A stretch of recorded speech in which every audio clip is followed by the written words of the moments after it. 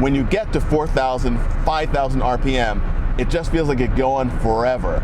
And once you keep it in the power band, it's just absolutely astonishing. It will effortlessly get to extremely extra legal speeds, which we would not do here in this video, but trust me, it can.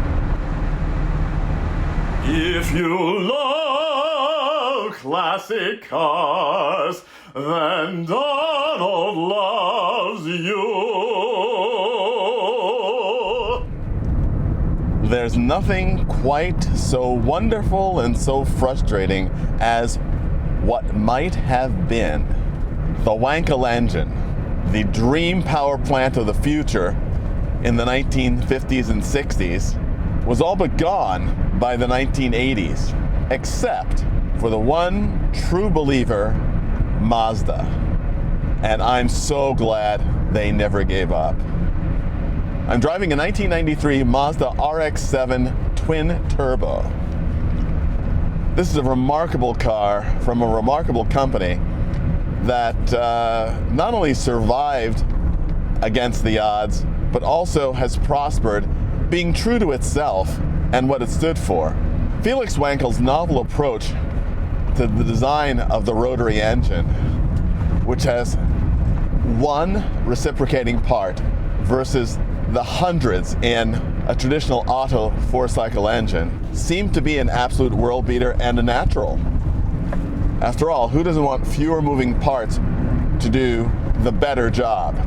The reality ran up against the challenges of everyday use, available technology and metallurgy, and the willingness of manufacturers to see it through to full development.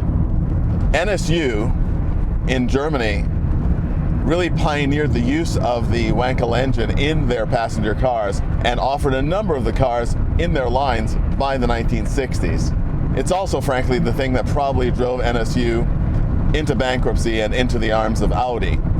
Nevertheless, it had been licensed to companies including Mercedes-Benz that did a wonderful job with a series of great Wankel engine powered sports cars, the C111s, that were not only beautiful, but really looked the part. Even General Motors had a plan for a Wankel engined mid-engine Corvette. None of this has to do with what I'm driving today, except for the fact that Mazda stuck with it. Indeed, took Wankel rotary technology all the way to Le Mans and proved that it could be a winner on the racetrack and on the street. At one point, there were Mazda rotaries in all categories of their passenger car lines, from small coupes through sedans to their sports car, the RX7. They also made wonderful multiple rotary engined luxury cars, which were never imported to the US, including a 3-rotor luxury coupe, which is just an amazing thing. But today's subject, this RX7, I'm almost at a loss for words, and for Donald Osborne to be at a loss for words is really something quite rare. This is a wonderful car. It's been a while since I've driven an RX7, a car that I've always liked, but driving this turbocharged model is truly a revelation. First of all, there's that wonderful note as soon as you start the car up, that distinctive sound that only a rotary engine makes. That wonderful whine. Now, some might prefer the roar of a traditional reciprocating engine, but this is something very, very special. And even more special because that whine gives you power. And this car has got power in spades. Puts out 252 horsepower from the twin rotor engine. And 252 horsepower doesn't sound like a lot today, but in 1993 it was certainly a very respectable figure. And more importantly, as I have said over and over and over again, who cares about the number? It's about what it does for you. And this car just delivers immediately.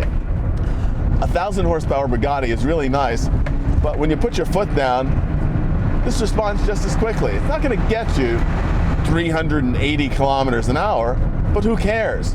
At 60 miles per hour, at 70 miles per hour, this car is just an absolute dream. and it handles spectacularly. It looks beautiful.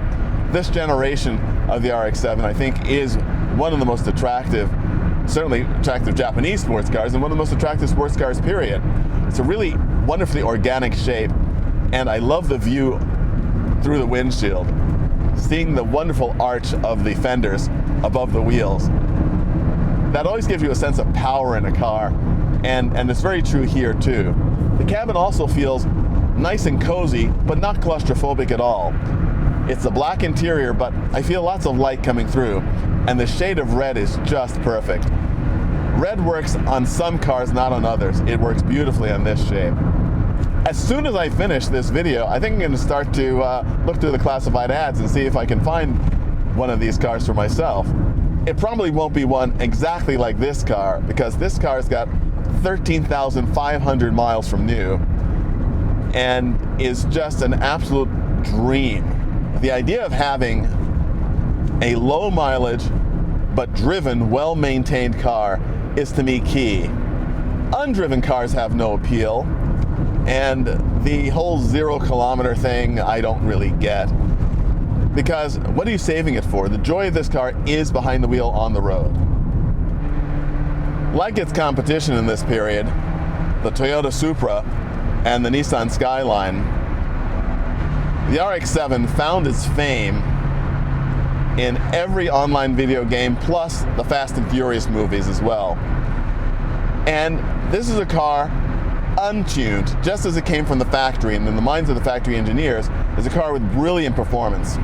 It doesn't deliver the performance the same way that those other reciprocating engine cars do. It doesn't seem to sort of spin up the way they immediately do.